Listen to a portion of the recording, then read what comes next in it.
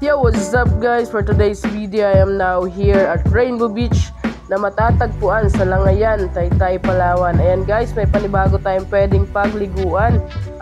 Sa mga nagbabalak mag-outing dyan, punta na kayo dito guys sa Langayan. Yan. Ang entrance fee po dito ay nagkakahalaga ng 30 pesos per head. At yung mga bata naman po ay free. At ito naman po mga table na yan na nakikita nyo ay nagkakahalaga ng 100 pesos. So ayan guys, mai-enjoy nyo na yung napakagandang dagat dito guys. So arats na, puntahan nyo na dito sa Langayan, ang bago nating magiging tambayan. So ayun na nga guys, dahil minsan lang tayo makauwi dito sa poblasyon Taytay, Palawan, wala tayong sasayanging oras. So, enjoy natin ito guys.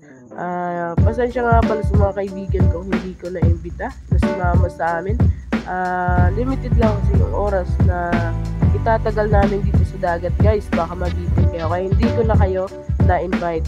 Bawi next live pag dyan na ulit ako sa atin.